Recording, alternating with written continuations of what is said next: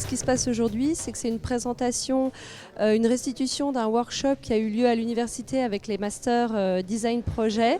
Et ce workshop était avec un artiste, photographe, un peu multiforme, qui a fait, donc, qui s'appelle Eric Tabuchi, et qui est venu pendant un semestre entier travailler avec les étudiants, leur proposer de revisiter ensemble les collections de l'université, les collections scientifiques.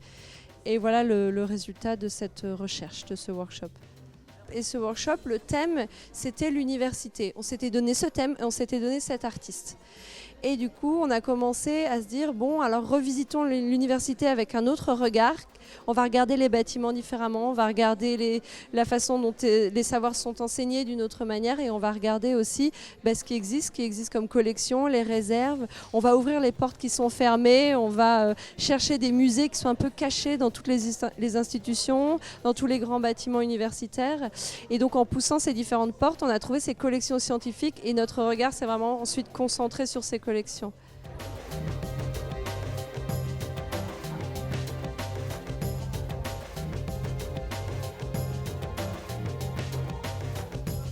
Au début, c'était un peu dérouté. C'était assez complexe. C'était aussi un lieu qu'ils fréquentent sans arrêt, avec lequel ils sont tellement familiers de ce lieu que tout d'un coup, prendre du recul et le regarder différemment, c'était pas évident.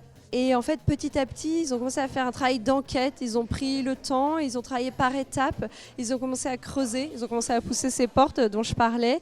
Et puis, moi-même, je me suis dit, voilà, ça c'était le travail avec Eric, surtout, Tabuchi, et moi-même, je me suis dit, je vais renforcer ça, je vais leur demander, leur poser un défi.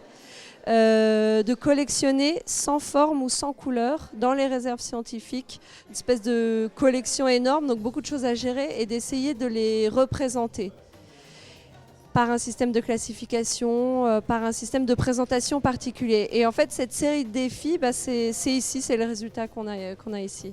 Le projet, en fait, c'était à partir de... On devait créer sans forme, et donc j'ai choisi en fait de me baser sur une famille de minéraux et de réaliser ces 100 formes-là. Et je me suis intéressée aux formules chimiques de chacun des différents minéraux, que je trouvais qu'il y avait quelque chose à faire typographiquement, en fait, de pouvoir faire un jeu typographique avec ces formules qui est plus ou moins riche.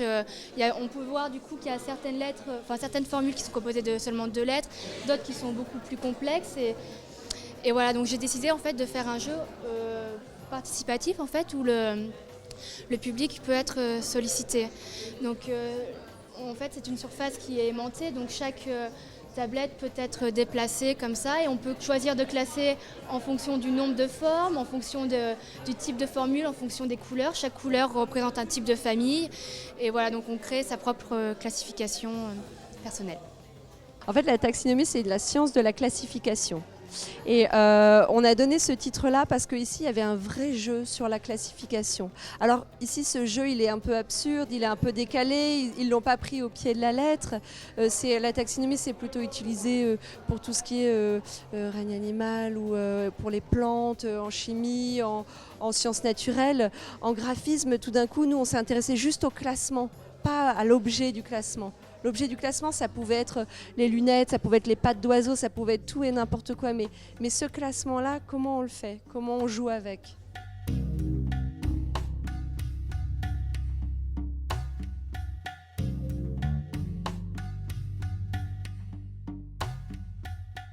Alors ici, c'est le second volet du partenariat avec l'université.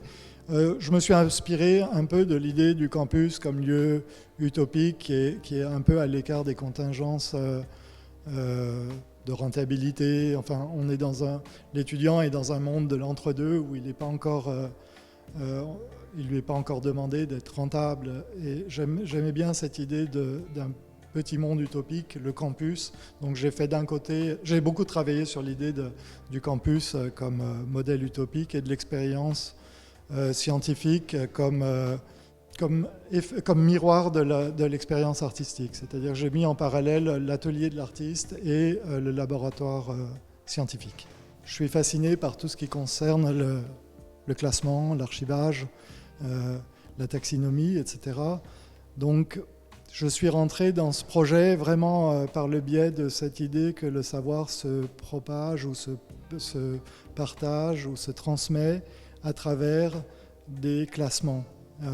Que le savoir, c'est d'abord de l'organisation.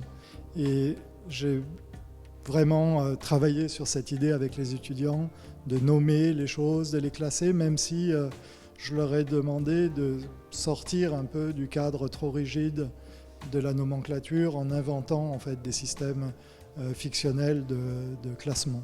Il y a eu un premier temps où je suis arrivé avec l'idée que j'allais les laisser très libres de faire ce qui leur convenait dans le cadre très large que je leur proposais. Et rapidement, je me suis aperçu qu'il fallait trouver un terrain de jeu plus circonscrit. En fait, pour pratiquer un jeu, il faut des règles, il faut un terrain. Je dirais que ça a été peut-être plus long à mettre en place que j'imaginais, pour par contre s'accélérer d'une manière beaucoup plus enthousiasmante sur la fin.